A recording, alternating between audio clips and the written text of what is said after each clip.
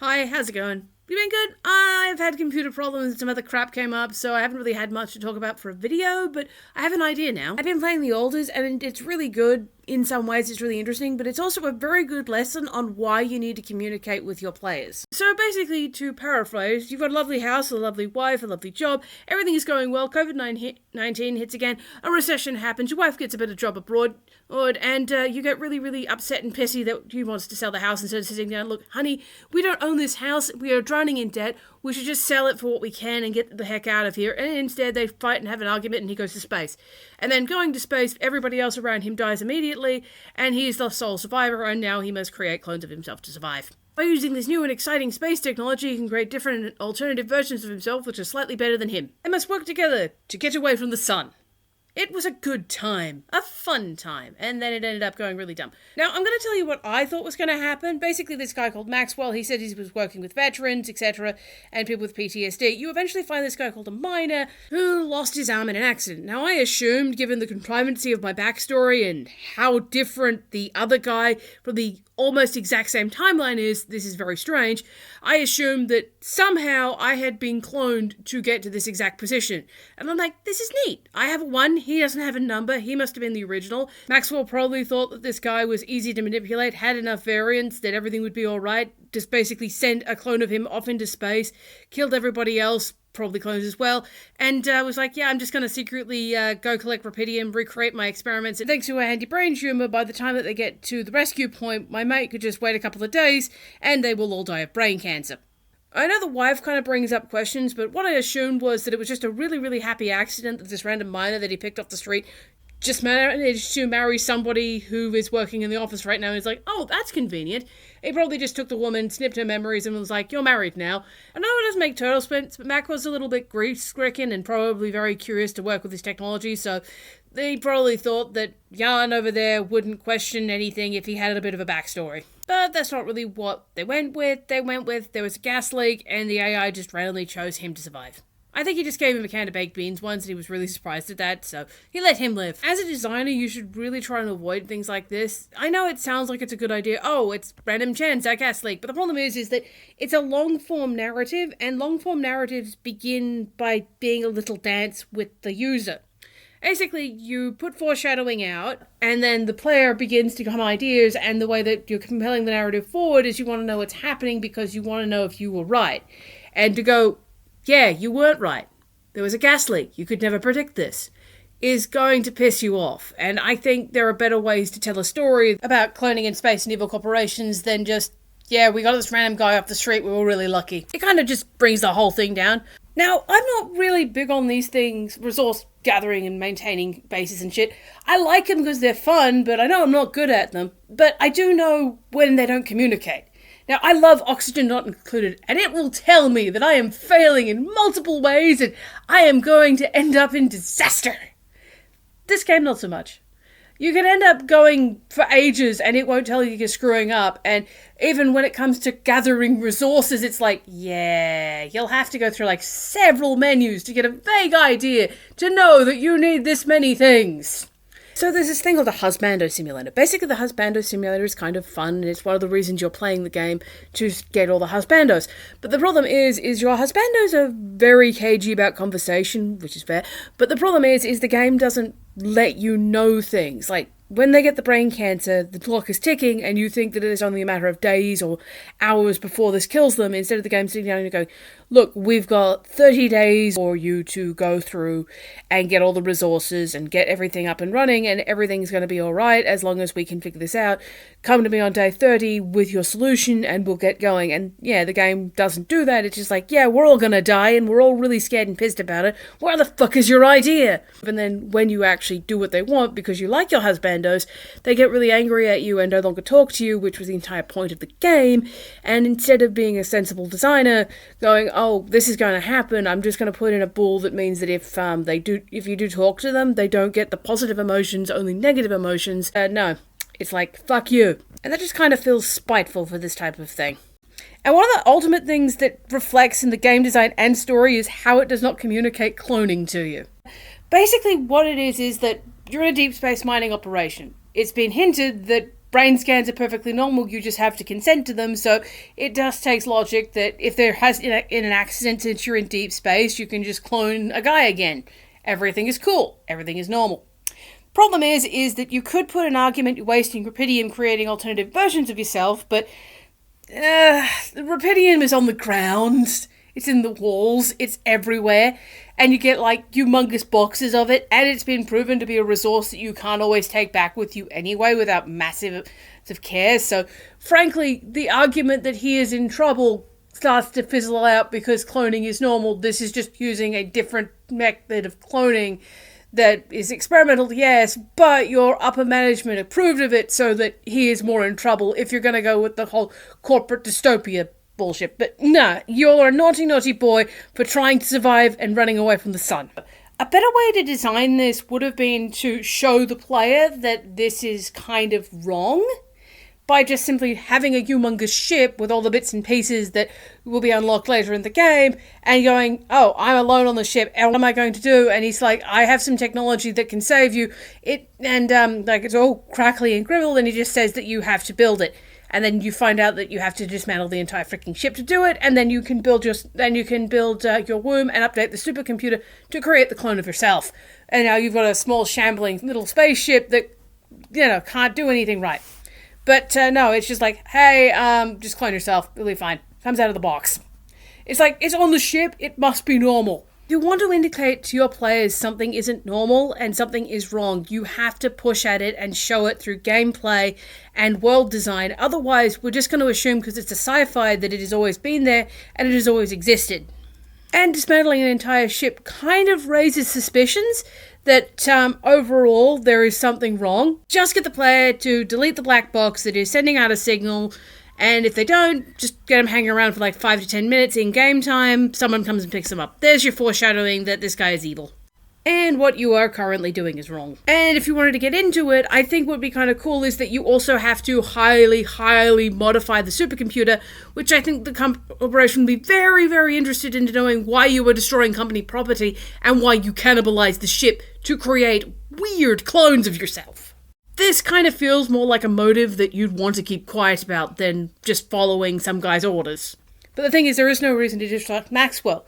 There is a choice that we're going to get into now. You have to cannibalize a clone or give yourself up to the corporation to save yourself. The problem is that there's no adequate reason not to assume that Maxwell is lying about this procedure or anything, and it is just a cheese sandwich. The awkward and weird cheese sandwich, but you assume since you're on a mining station that accidents happen and sometimes a guy needs a new pair of kidneys and, you just have a donor lying around. And the machine spits out a full mountain man because, you're working with a highly edited and modified device instead of the original machine, so everything is cool and normal. There is no reason to distrust him, and I think that's a real letdown in the entire story. Speaking of story, gameplay, and payoff, the part is interesting is with the miner. And he lost his arm somehow in an explosion, and then he'll start complaining, get hurt over and over again. And you can accidentally, if ARG this or some sort of glitch doesn't occur, cause him to die from a drug overdose just because you were trying to believe him and give him his arm back. Because at some point, he will come to you and go, yeah, I don't really like having this arm. That's the major problem here. Can you get rid of it? And I'm like, yes, I can. It's very weird. But yeah, the miner is an interesting problem. And I think it could have been really cool to actually use the contextual whatever the player has chosen for the characters on the ship. It's like, I got him a doctor because I knew he was going to cut off his arm, and it's like, yeah, that's cool. And the doctor didn't even check to see if he could safely and reliably take the serum, which would have been cool. He's like, hey, I see you've got a serum. Hey, why don't you let me administer it so I can keep an eye on him and make sure that he's not on any other painkillers so he doesn't cark it? Because the game kind of soft-locked me by accident. You can piss off your best friend by giving him an robot arm. Can't rationalize anything with anyone. So yeah, the miner becomes a very annoying problem, but I think you could do something kind of fun with him. You see, there's a thing in the midpoint that is very annoying, is that you only have 2 major options to get to the next stage. Basically, those 2 options are to create a clone and then harvest their brain cells, or basically the wife's idea, which is get a brain chip that somehow fixes your brain, but it also alerts you to the corporation. Now, I think it's cool that there are these 2 shitty options, but there isn't an alternative ending, which is the thing that I get pissed off about. Thing is, it's been a puzzle all the way along, and to have these, like, oh, we only have these really shitty outcomes, and there is nothing you can do about these shitty outcomes, and no matter how hard you work at something, it's going to be these shitty outcomes, and they will hate you, and the mechanics will start fucking up and not being as fun anymore, because you need all these resources, and you need everything, and you need to organize everybody, and it will go as slow as a wet week, and you can't do the fun other parts to have downtime because everybody refuses to talk to you. This becomes really dumb. So what I was thinking with the miner is that the miner is very hard to get and hard to maintain, and there is a point in the game where you can get the miner a new arm. I was talking about how he dies a lot, but basically the new arm or a mechanical hand, you can just, if you just gave him a mechanical hand, you know, you could run through the same scenario. But what if you replace his arm, and then later on when the sheep dies, he gets very paranoid and scared and asks you to do a whole bunch of little quests to make himself feel better and maybe stop the Rapidium problem, but it doesn't work. This is kind of interesting, as well as him working 12-hour shifts. So this was what I was thinking. Basically, what could be kind of cool is that you have an option to make tabula rasa, and here's side make a cheese sandwich. And you can make the cheese sandwich. There could be a point where, since he's doing the 12-hour shifts, you put him inside every night, he could actually have some downtime and go up there, and he's like, oh, I can't do this. This isn't right. That is a person. I thought it was just like a pile of cells and garbage, and I thought my own happiness and better. But I've been talking to the therapist, and you've been really good to me, believing me and listening to me. So I'm going to trust you with something really important. I know how to program. Mom was really sick. I needed the money. Mining was very lucrative, but not lucrative enough to pay for her and my board. So I found how I started to hack it, and now I can make the machines faster. Look, I don't think it's a good idea to recreate it because I don't want the corporation to see me, but I did manage to create one, and I've been able to get out of the radar. I was talking to the therapist, and I got my feelings down that it's not really the chip itself, it's being known to the corporation that I feel uncomfortable with, and I have the power to fix that. So if you can find a way to get into the device, I could probably hack it for you and remove the signal, which will make me feel a lot better. It's just a matter of letting the scientist do his own private research, and then he comes to an epiphany that he could probably get into the device. Then from there, you could probably make it so it's a one-time usage thing, or, you know, a private password, or just something like that. But at the very minimum, you could agree to remove the tracking software so that everybody feels better and safer about it. The way the current story plays out, it just feels very clamping and demanding.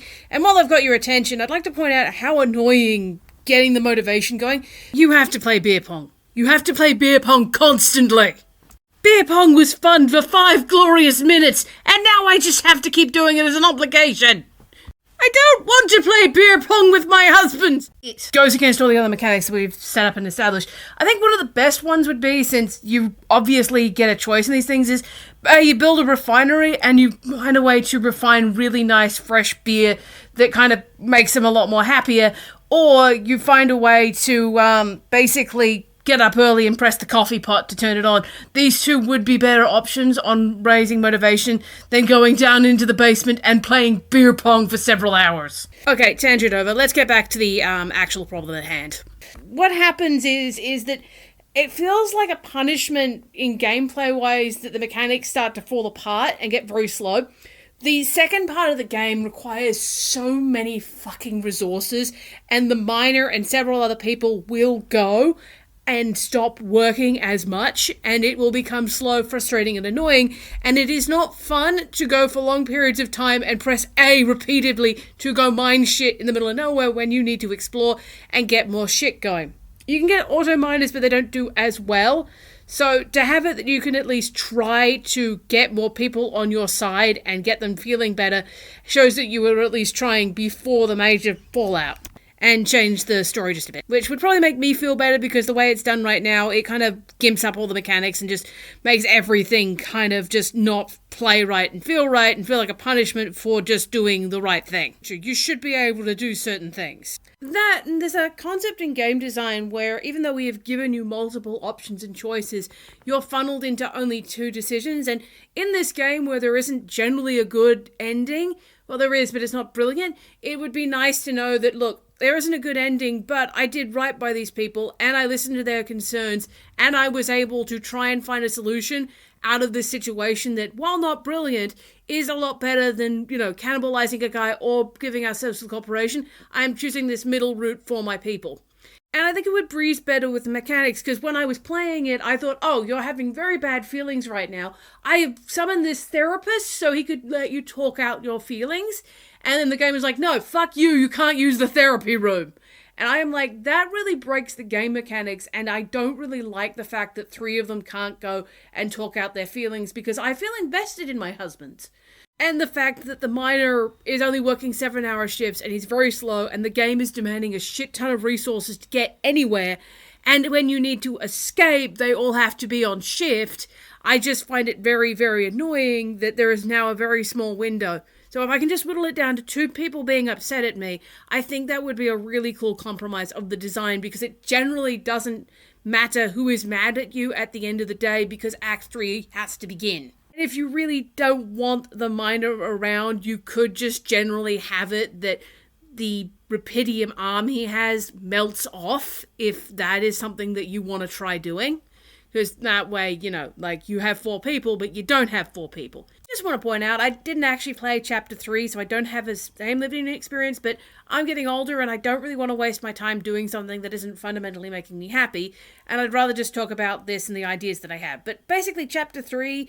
you get bonked on the head, your engineer runs off, you get lost in the desert, shit like that, and they find a way out. But the thing is, I think it'd be still really cool, and it would open up a lot more options with the middle ground if he just ran off with 2 people and cloned a guy. And then if you didn't unlock the miner's entire backstory and the, you know, hacking arc, he runs off the miner and he leaves a guy behind, which I think would be cool as the guard. The guard kind of has no reason to be in the game, and his story and mechanics kind of seem weird, so it would make sense that early on, your friend who was planning to betray you from the very beginning, because he just doesn't like you no matter how nice you are to him, and try and treat him like a human being just from a different timeline, he's just never gonna like you, and that's fair. It's fair. He's just more assertive and angry and has been through a lot of shit, and it's fair to kind of not trust me fully on. But I just think that the way it's designed and the way we get here is just kind of icky. So giving the player the option to try and find middle ground and try to make people happy is really cool. And then just having him have the option to either create a new guy, go like, fuck you, I can create clones too. This guy is cool, he's from my own timeline, he's better than you. And creating the guard and, you know, making the guard really interesting gameplay-wise that way. And adding him on your base, he's not that brilliant. He doesn't have any of the major skills or advantages any of the other clones have. He is just there, sitting on your ship, making everybody feel uncomfortable and just generally sucking. And I kind of like that as a punishment for not figuring out how to solve the puzzle and only halfway getting there. It's like hinting that something is wrong here and you can figure it out for yourself. But yeah, the way it is just set up, it just 0 sense. And also, the fact that there is the Eat the Brains option, I don't think they would run off with the engineer and start the Burger King Kids Club. They're generally nice people, and they're generally doing it for humane reasons, so I think they just kick him off the ship, put him in the car that the guy made for him, give him the coordinates and say, look, we're not hanging out with you anymore. You can go sit on the ship and get to the coordinates yourself. We'll see you when you get there. You should sit down here and have a very strong thing about what you've done. We are very mad at you. And then when you do get there, depending on if you need these guys or not, everybody who said it was a bad idea to eat the brains is dead, except for the mechanic guy. And the mechanic guy could have an epiphany that you're not generally bad. You're making the best of a bad situation, and he cannot lead. There is something about him that is slightly different than him that makes him special. Maybe staying behind was harder and made him a better person, but he couldn't really see that because he was always standing up for himself and had a shitty time. The way it just sets out, it feels like a game about choices and consequences don't push and pull. It feels like very much they're pushing towards the thing that they want to tell, and it feels like it loses something special because of it. Because it's being pushed in such a specific way, the mechanics aren't designed for that kind of thing, and it feels worse and worse like a slog. You're not feeling bad about it because the narrative is telling you to be bad. It is just telling you that you can't, cope at this, and it is generally shitty because the gameplay flow slows to a crawl, and you can't say it was your fault because you didn't have any other choice than to do this, and there is no way to solve a puzzle that doesn't exist. I know this is old, but while I had my downtime, I played Infamous again, and I remember this one quest, and I think it's something that a lot of game designers go back to, where there is only two major options that you can have, is scare away everybody and steal the food for yourself, or let the horde eat the food. And the thing is, when you're standing there as a game designer, it does not generally matter if you had gone in and given it to your girlfriend to disperse, and it's a third option, as both of them don't really do anything, as you get points later on in the game, so yeah, it's the same thing here. A lot of games lack this concept of a third option that is neither good nor bad. True, scope is probably something that you should think about, but I feel like in a game like this, a third option that fundamentally looks like it's doing something but is actually doing nothing and just going with the original story idea is not going to hurt. That and introducing different ways to play the game is also something really cool to keep you on your toes. A lot of the game is about micromanaging and moving people around and needing those extra bodies to mine and do other stuff because mining is very boring. And having different people and different classes and different roles as well is something kind of interesting. So, well, basically I've been at this for way too long talking about game mechanics. I got really, really pissed off about the miner and the engineer and my favorite husband and the fact that RNGesus can frown upon thee and the lack of communication and I can kill a man and that kind of sucks. So I wanted to talk about it and I didn't realize I had this much about it. So I don't know how you actually finish the game, but frankly I can kind of see that the gameplay and story between these two is the actual focus, so adding little bits and pieces to branch out those concepts seems like a better idea. The endings look like they're finite and in stone, and frankly, because it's a hard sci-fi world, it's understandable that this is wrong, but wrong shit's gonna happen. But what I really wanted was everybody to get out okay, get onto a spaceship, and then we go shank Maxwell in the neck and take all this money and start a boy band. So I'm just gonna leave you with something cute in the writing that I just find hilarious. You can get a doctor, and the way he became a doctor is he found a new dad and got a new accent instead of a soup kitchen, and is generally cool and is miserable because he put his family first. His mum's alive, and it's really nice. And the exact same person who was like, no, I should make sure that I have integrity, got really miserable and became a wellness influencer. And the two of them should be generally similar, like, yes, the integrity of life is very important, and they are people. And the wellness influencer was like, nah, I want to live, eat the guy's brain. That was a very jarring moment for me. And also, I'm just imagining the reason that they didn't use the alternative tech is because I would rather give myself to the corporation than use Linux. And that is also very funny. I actually use alternative tech, and thinking of evil massive corporations, did you know that Windows is planning on charging you yearly for security updates if you're using Windows 10? Basically, they want to make all PCs obsolete, so you have to buy new ones, but you don't have to. You just have to upgrade to Linux Mint. You still got a little bit more time before the sun shows up and destroys the soul. But yeah, I'd recommend updating to Linux Mint. It's fairly decent.